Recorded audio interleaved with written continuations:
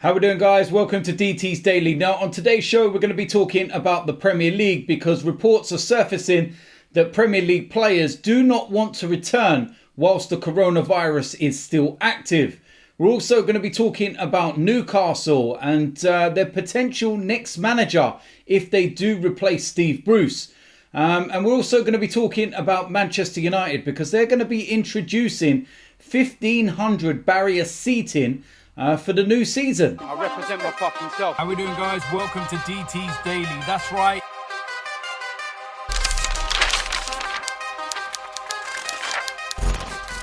So the first place we're going to start was the news that broke yesterday evening.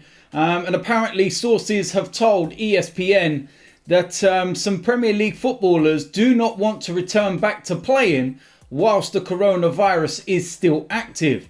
Now, a growing number of Premier League players do not want to play football during the coronavirus crisis in what is a major blow to the league's hopes of resuming the 2019-20 season. In a significant setback to the league's Project Restart scheme to get elite football underway after play was suspended on March the 13th, players across numerous Premier League teams have severe reservations about playing during the coronavirus pandemic. One source at a Premier League club told ESPN that a lot of players are very uncomfortable with coming back. The only way the league takes this seriously is when someone at a club dies. We will look back on this time with sadness in the future. Unlike leagues in Italy, Spain and Germany, the Premier League has not announced any kind of protocol for players to return to training. Top flight clubs will meet on Friday to discuss options for the restart amid growing opposition to playing, even behind closed doors.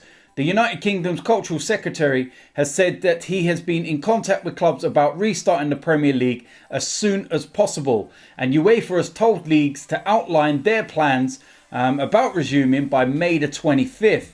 But sources have told ESPN that there is resistance amongst players, especially while the social distancing measures remain unchanged, to play again.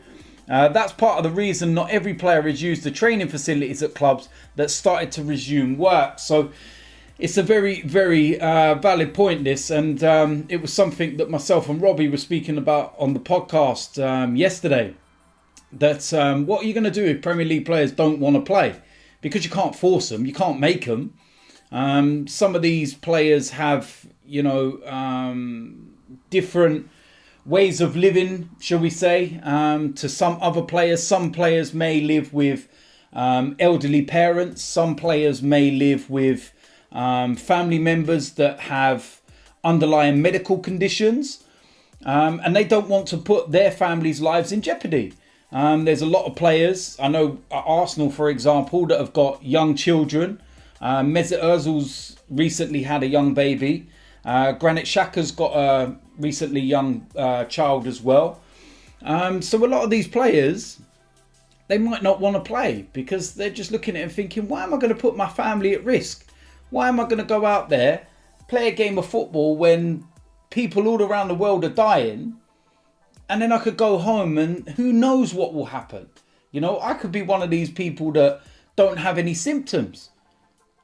How do we know? This is the problem, and this is what the Premier League need to sort out. I just don't understand how you're going to have a contact sport when rules are in place for no contact. How can you tell people on the street to keep social distance and to abide by the guidelines, etc., etc.? And then you're asking all these players to go around and play football matches. People are going to sit there and say, well, hold on a minute. Why are they allowed to work? Why are they allowed to go out there and do their things? Why can't we go and do what we do? Why can't I go and visit my parents as long as I stay within safe distance and everything else? I feel that it could just open a can of worms. And, this is one of the things that, like I said, I was talking to Robbie about on the podcast. And it's not a Liverpool thing. It's not about relegation. It's not about Champions League places. I don't care about a Champions League place, a Europa League place or anything like that. It's about human life. That's what this is down to now, human life. The figures that come out of the UK yesterday, over 26,000 people have lost their lives. And just because it may not affect you directly, somebody that you know and somebody that you love may not have the virus or died from the virus, Think about those people that have been affected. You know, let's look at Pep Guardiola, for example. You'll be asking him to go on the touchline and manage a team in an environment that's trying to control a disease that's killed his own mum. Think about that for a second. You know, all these certain rules and regulations in place on a match day and, you know, distancing and all. I just don't get that. I really just don't get it. I'm sorry. And it's not a Liverpool thing. If you want to give Liverpool the title just so that everyone shuts up about it and we can end the season, then so be it. Give them the title. I don't care about that. I care about human life. It's as simple as that. So it's a mad one. And it'd be very interesting to find out what happens in this meeting on Friday, because I think the Premier League now need to start acting. They need to start pulling their finger out, and they now need to start, you know, putting some serious plans into place as to what's going to happen. You know, the Dutch League, the French League, they've cancelled. They're done. You know, the Belgium League, they took the first stance and they're waiting a week or so now with this. And, you know, there seems to be clear guidelines and plans in place with other organisations. But then there's England, and it just seems all over the place. So I'd like some clarity on Friday, and I'd like to see some sort of, you know, plan as to what we're going to do. But playing in June, at the start of June, come on, man. That's like 4 weeks away. Honestly, I just can't see that happening. I really cannot. Next piece of news involves Newcastle. And, of course, they are edging very close to their takeover, new owners. And that will, of course, start the rumour mill. Players they'll bring in, and the main one is the managerial position. I spoke about this a couple of weeks ago, and Steve Bruce, that if the season does resume, he'll probably get to the end of the current campaign, and then they will look to change. But apparently, from reports, Mauricio Pochettino is Newcastle's prospective new owner's number one choice to take charge. Mauricio Pochettino is Newcastle's new owner's number one choice to be the next manager at St James's Park, and they are willing to pay him 19 million a year to take charge of the club. Wow, 19 million. The former Tottenham manager, out of work since last November, is keen on a return to the Premier League and is known to be interested in the role. I wonder why. Steve Bruce will remain as manager until the end of the current campaign, although it remains unclear as to when that will be. No decision from Pochettino or the Saudi-backed consortium is expected before the Premier League determines whether to allow the £300 million takeover of the club from Mike Ashley. Newcastle's prospective owners have been impressed by the rebuilding project carried out by Pochettino during his 5-year tenure at Spurs, taking them to a Champions League final in 2019. They believe he is the perfect candidate to help transform Newcastle into one of Europe's top clubs over the next 5 years. If the Pochettino deal falls through, former Newcastle manager Rafael Benitez, now manager at Dalian Yingfang in the Chinese Super League, is expected to return to St James's Park. Benitez also has made no secret of his wish to manage in the Premier League again. However, Newcastle's potential new owners may have to dig even deeper to tempt him away from his 12 million a year after tax contract in China. 12 million after tax! Wow! Damn! Listen, I can see the logic behind this story, that Pochettino has been out of work.